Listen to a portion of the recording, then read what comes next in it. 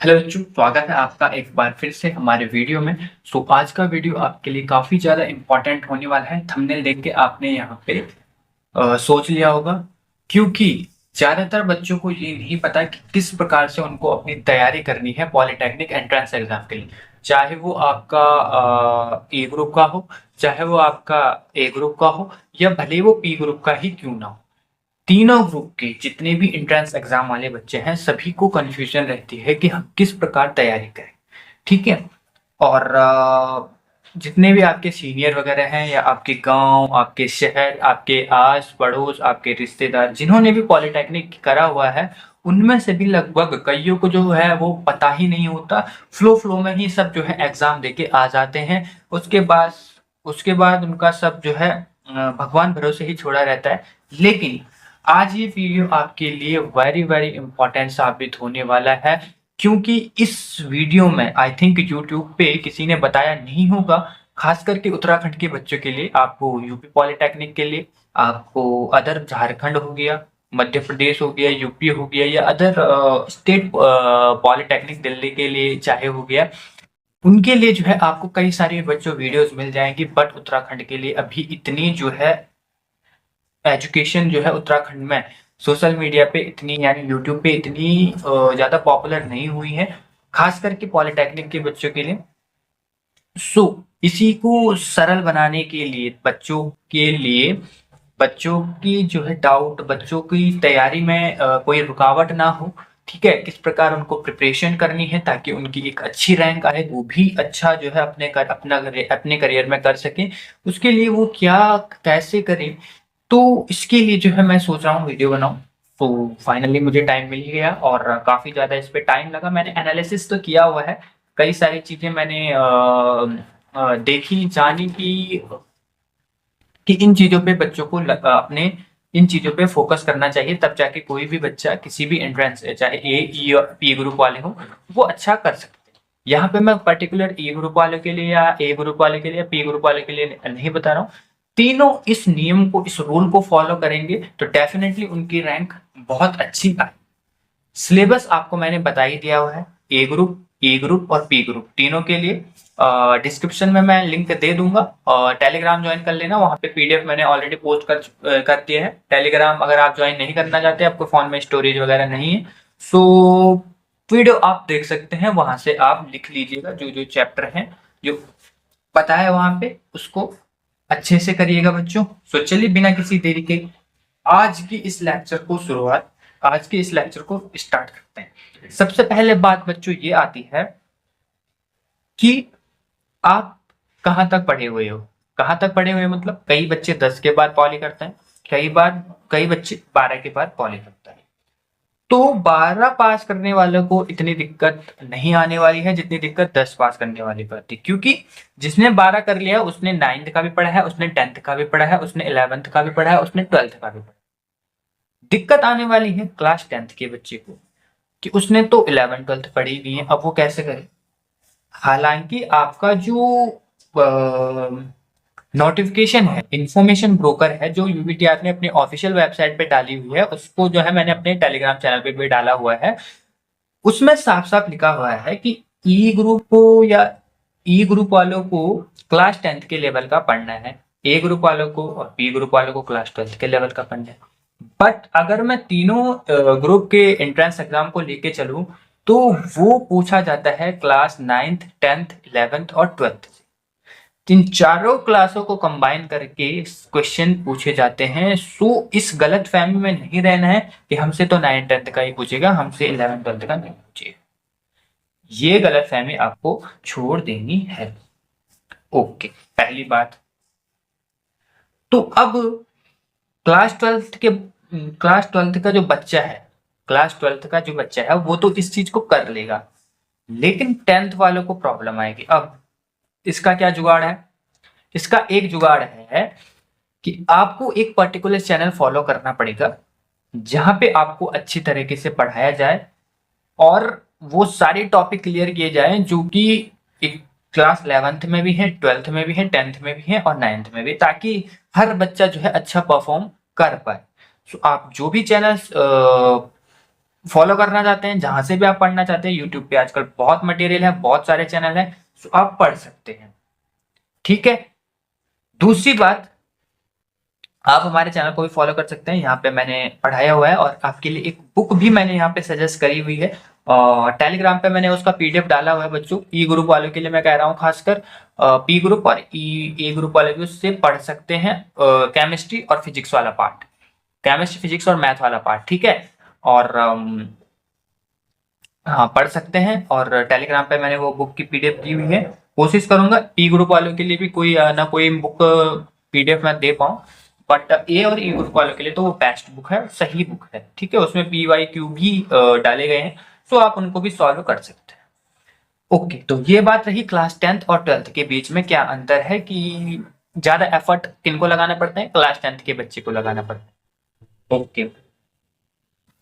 दूसरी बात, अब हमें सिलेबस कहाँ से पता चले, कि हम पढ़ तो लेंगे, हम पढ़ तो लेंगे, बट हमें कितना पढ़ना है, क्या पढ़ना है, सिलेबस क्या होने वाला है, दूसरी दिक्कत यहाँ पे आ जाती है। तो जैसे कि मैंने आपको बताया, चैनल पे मैंने वीडियो डाल दी है, चाहे ए ग्रुप हो, चाहे बी ग्रुप हो, या चाहे ई ग्रुप हो, सिलेबस तीनों ग्रुप वालों के लिए मैंने डाल दिया है। आप जाके चेकआउट कर लेना, और जो जो मैंने उसमें इंपॉर्टेंट बताए हैं, पहले सिलेबस को देखो, आप दो तरीके से बांट लेना। दो तरीके से आपको कैसे बांटना है, पहला, पहले वो चैप्टर्स, पहले वो चैप्टर्स जो कि वेरी वेरी इंपॉर्टेंट है, उनको सॉल्व करना। दूसरा वो, दूसरे वो चैप्टर जो कि मैंने इंपॉर्टेंट नहीं बताए, फिर देन जाके आप उन चैप्टर्स को सॉल्व करें या पढ़ेंगे। पहले आपको वो चैप्टर सॉल्व करने हैं बच्चों, पहले आपको वो चैप्टर सॉल्व करने हैं जो कि मैंने वेरी वेरी इंपॉर्टेंट आपको बताए हैं। उसके बाद आपको क्या करना है, उसके बाद ही आपको उन टॉपिक्स, उन चैप्टर्स को करना है जो कि मैंने इंपॉर्टेंट नहीं बताया। इससे क्या होगा बच्चों, इससे होगा ये कि जो इंपॉर्टेंट चैप्टर है, जहां से ज्यादा क्वेश्चन पूछे जा रहे हैं, उनको करने के लिए आपको ज्यादा से ज्यादा टाइम मिलेगा। और जो जिनसे थोड़ा बहुत आ रहे हैं, उन पे आप ज्यादा ध्यान भी नहीं देंगे, और वो भी आपके इजीली हो जाएंगे। कुल मिला के ये टाइम मैनेजमेंट में आपका करवाना।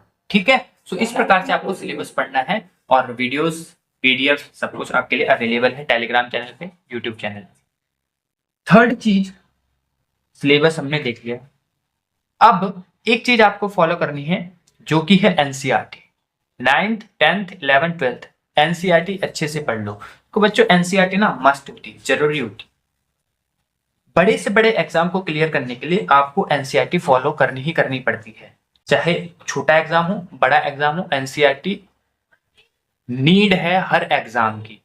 यूपीएससी से लेकर आईआईटी, जेईई, नीट, कोई भी एग्जाम हो, एनसीईआरटी बच्चों बेसिक है, और एनसीईआरटी तो आपको पढ़नी पड़ेगी 9th 10th 11th 12th। ठीक है। अब देखो, ई और ए ग्रुप वालों, ध्यान से सुनो, ध्यान से सुनो, ई और ए ग्रुप वालों, आप क्या करो, 9th 10th की साइंस और मैथ, 11th 12th की साइंस, फिजिक्स केमिस्ट्री और मैथ, ये वाली अच्छे से पढ़ लो। और पी ग्रुप वालों, अब ध्यान से दो, ध्यान से सुनो, पी ग्रुप वालों, आप क्या करो, क्लास 9 10th की साइंस की बुक, और अगर आप पीसीबी से तो 11 12th की साइंस की बुक, ओ सॉरी बायोलॉजी की बुक अच्छे से पढ़ लो। और अगर आप पीसीएम से हो और फार्मेसी करना चाहते हैं, तो आप 11 12th की मैथ कर लो। वैसे तो आप बायो ही लेंगे, तो आपको जो अच्छा लगे आप मतलब वो ले लेना और उससे कर लेना। ठीक है, दैट्स इट। लेकिन एनसीईआरटी पढ़नी है, जरूर पढ़नी है। ठीक है, वैसे भी आपने पढ़ी है, थोड़ा बहुत रिवीजन ही समझ लो, रिवीजन ही आपको करनी है। ठीक है, तो रिवीजन कर लेना उस चीज का। अब हमें ये भी समझ में आ गया कि सिलेबस क्या है, हमें ये भी समझ में आ गया कि पढ़ना क्या है, कहाँ से पढ़ना है। अब बात आती है प्रैक्टिस की। प्रैक्टिस के लिए सबसे पहले पीवाईक्यू लगाओ, पीवाईक्यू लगाओ, चैनल पे आपको दिए हुए हैं पीवाईक्यू। और जो मैंने बुक दी है ई और ई ग्रुप वालों के लिए, उसमें जो है, उसमें भी पीवाईक्यू है, तो पीवाईक्यू जरूर लगाना।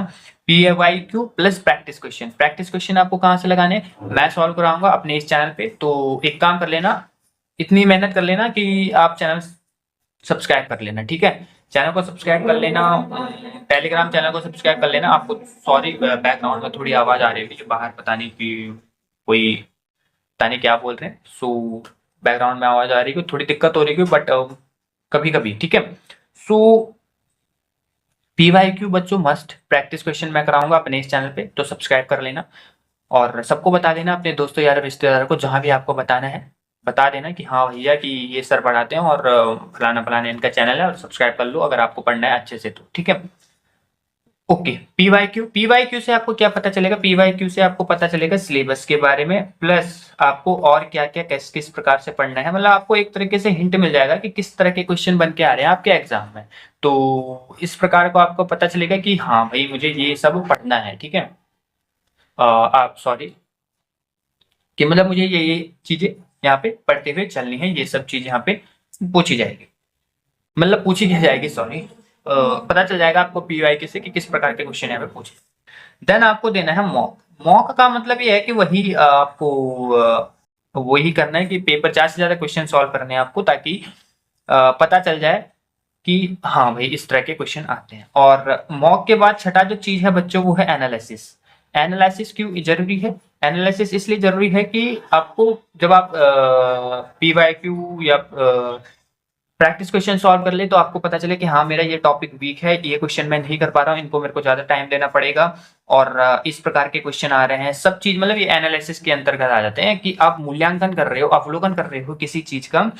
आप किसी चीज का अवलोकन कर रहे हो कि हाँ इस एग्जाम में ये सारे क्वेश्चन पूछे जा रहे हैं, फिजिक्स में ये क्वेश्चन पूछे जा रहे हैं, केमिस्ट्री में ये क्वेश्चन पूछे जा रहे हैं, मैथ में ये आ रहे हैं, और मेरा ये वाला पार्ट सॉरी ये वाला चीज मेरा जो है वीक है। सो उस हिसाब से आपको यहाँ पे पढ़ना। और देन लास्ट में आपको जो भी वीकनेस आपको अपनी दिख रही है, जो भी चीज आपको दिख रही है उसमें आपको सुधार करना है। इस तरीके से आपको अपनी प्रिपरेशन करते हुए चलना है, ठीक है। सो प्रिपरेशन जरूरी है बच्चों। ये 7 जो चीजें मैंने आपको बताई हैं, इन 7 चीजों को आप जरूर फॉलो करिएगा। इस ये जो चीजें हैं, छोटी छोटी चीजें, यही आपको आपके एंट्रेंस एग्जाम में मदद करेंगी। ये आपका करियर बनाने का समय है। सो प्लीज, अब आपके बोर्ड वगैरह पेपर वगैरह सब कुछ हो चुके हैं, सो प्लीज इन चीजों पे ध्यान दे दो, ठीक है। इन चीजों पे ध्यान दे लो ताकि आप जो है अच्छा कर सके हो एंट्रेंस एग्जाम में। आपके पास चाहे भले कितना टाइम बचा हुआ है, ये वीडियो पर्टिकुलरली मैं इसलिए नहीं बना रहा कि आपके पास 3-4 महीने, अगर आपके पास 2 हफ्ते भी है ना, 1 हफ्ता भी है, आप इन चीजों को फॉलो करके देखो, डेफिनेटली आप में सुधार जरूर आएगा। आप जितना अब कर सकते हो, जितना आप पहले कर सकते थे, उससे ही ज्यादा आप सीखोगे या उससे ही ज्यादा आप कर पाओगे। अपनी क्षमता से ज्यादा करना आप सीख जाओगे अगर आपने ये चीजें फॉलो कर ली, ठीक है। तो प्लीज इन चीजों को फॉलो करना। इंटरनेट पे या यूट्यूब पे आपको कोई भी प्रिपरेशन की वीडियो नहीं बताएगा, सो इन चीजों को प्लीज फॉलो कर लो, यही आपकी प्रिपरेशन में मदद करेगी। यही प्रिपरेशन है, ठीक है, यही जो मैं बता रहा हूँ यही प्रिपरेशन है। सो प्लीज इन चीजों को फॉलो जरूर करना, डेफिनेटली आपको अच्छा जो है रिजल्ट मिलेगा आपके एंट्रेंस एग्जाम। आई होप आपको वीडियो पसंद आई होगी, आज का लेक्चर पसंद आया होगा। सो ऐसे इन्फॉर्मेशन वीडियोस लेक्चर के लिए प्लीज चैनल को सब्सक्राइब जरूर करना, वीडियो को लाइक शेयर जरूर करना। सो मिलते हैं नेक्स्ट वीडियो में ऐसे इन्फॉर्मेशन अपडेट के साथ, तब तक बने रहिए हमारे चैनल यूपीटी पाठशाला।